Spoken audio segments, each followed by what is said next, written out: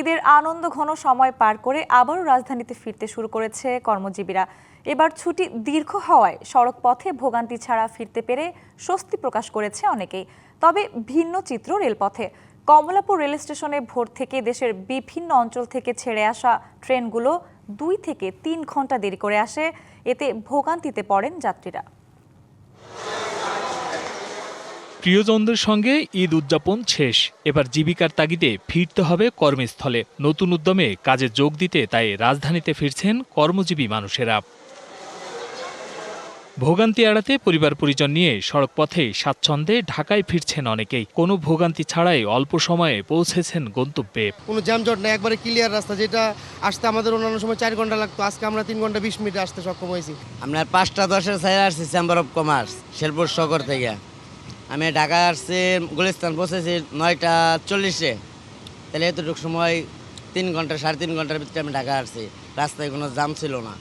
নগদ নিয়ে এলো হার না মানা হার অফার। সর্বনিম্ন 10,000 টাকা রেমিটেন্স নগদে পাঠালে থাকছে স্বর্ণের হার জেতার সুযোগ।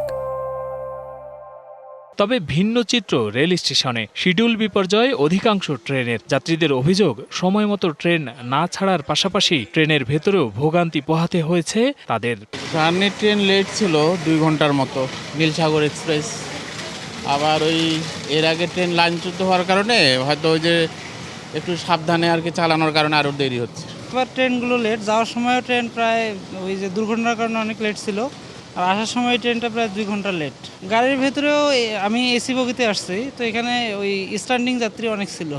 এবার স্মুথ, অন্যান্য বারের চেয়ে এবার স্মুথ হয়েছে, কিন্তু আজকে একটু ট্রেন লেট হওয়ার কারণে অবশ্যই একটু ঢুকতে লেট হবে। এদিকে ঈদের চতুর্থ দিনেও আপনজনদের সাথে সময় কাটাতে অনেকেই যাচ্ছেন বাড়ি। তাদেরও অভিযোগ ট্রেন ছাড়ার সময় নিয়ে। নীলসাগর এক্সপ্রেসে খুবই বাজে একটা অবস্থা।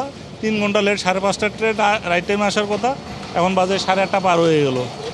ভেতরের অবস্থা আরও বাজে, কোনো সিস্টেম নাই। এসি মনে হয় যেন বাংলাদেশ নয়। যাদবপুরের লোক এত বেপরোয়া, না বুঝে না এসি আর বুঝে না তোমার টিকিট তো কাটেই না। ঈদের আগে অনেক যানজটের কারণে আমরা হয়তো বা ট্রেনের টিকিট পাই নাই, যে কারণে যাওয়া হয়নি গ্রামে। এখন ঈদের পরে একটু স্বস্তিতে যাওয়ার কারণে ভাবলাম যে ঈদের পরেই যাই। তারপরে এখানে যা দেখলাম যে ট্রেনের শিডিউল অনেক বিপর্যয়। ঈদের 7 দিনের ছুটি শেষে ফাঁকা রাজধানীতে আবারও শুরু হচ্ছে ব্যস্ত নগর জীবনের চিরচেনা ছন্দ। Hasan Al Mamun, DBC news, Dhaka.